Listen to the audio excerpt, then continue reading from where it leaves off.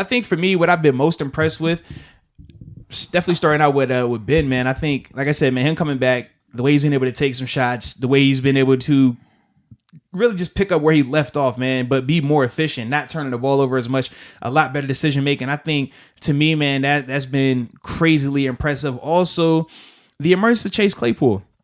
I think that, man, he's provided a nice deep ball spark. I think he's been really consistent also these first couple of games. We've seen, like you said, with different players where they may have looked really good one game and then not so good the next game and then really good again. With Claypool, so far he's been very consistent. Each game he's made some type of wow play, some type of eye-opening play, whether it's the crazy toe tap sideline catch or him going, 70, 80 yards on a touchdown, or the crazy RPO that he catches and then pretty much seals the game against the Broncos, or against the Texans. There's things like that I'm constantly seeing with him once a game where he's making some type of just wow play.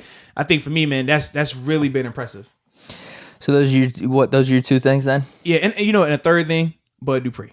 Okay. Once again, he's still putting up numbers, still making sure he's relevant on the opposite side. And we know how hard that could be when you're playing opposite of TJ Watt, who's a megastar, who's getting all the praise, and rightfully so.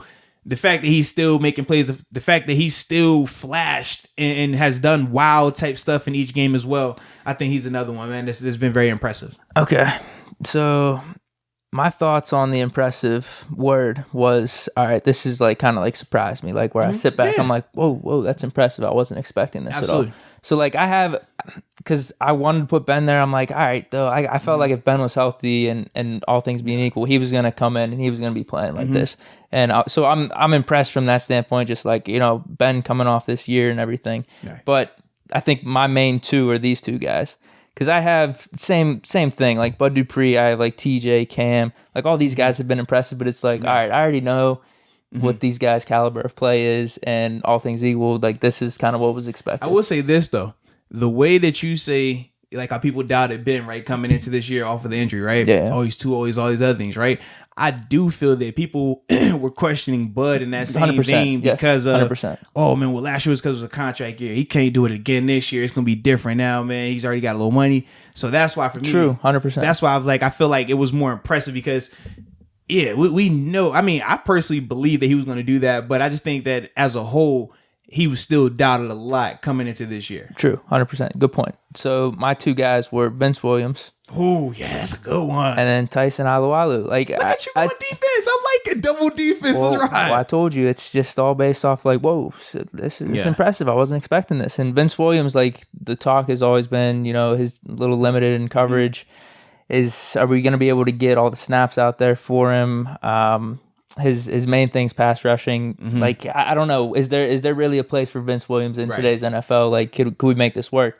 And he's definitely been able to make this work, leading the league in tackles for loss. I believe they had it on. He was going into this week. I'm not sure. I think he still is because I checked this morning. Pro Football Reference. They had 8 tackles for loss and they had it bolded. So unless they didn't update yet, he's leading the league in tackles for losses. And just obviously he's not going to be winning battles against receivers or maybe running backs whenever he's covering them. It's probably a 50-50 thing, but I don't know. Whenever he's been out on the field, he's been making the splash plays where you're just man, I don't care if that's his limitation. If he can excel in the pass rush and the rush in general and make these type of plays, and he could do the little things. I know you talked about where if he's up against receiver, he just plays a few yards back, hoping that the pass rush can get to the quarterback faster. He's smarter, and that's what he has been doing. Yeah, so I think up for these first 3 weeks, he's been really impressive. That was one of the big things for me where last year, he was, what did he get? 30% of the snaps, 40% of the snaps. Tops. Almost forgotten. Now he comes in, he's the starter alongside Devin Bush again, and he's been making some awesome plays. So that's why I got him there. And then Tyson Alualu just kind of coming out of nowhere. He's having a career year. That inside right now. Obviously, Cam Hayward, Stephon Tuitt, those guys are staples on the defensive line. We know the talent, where they were drafted, all this type of stuff. So that's why I think for Alualu and Vince Williams, just it's been a pleasant surprise with both of those guys. Absolutely. I like that, man.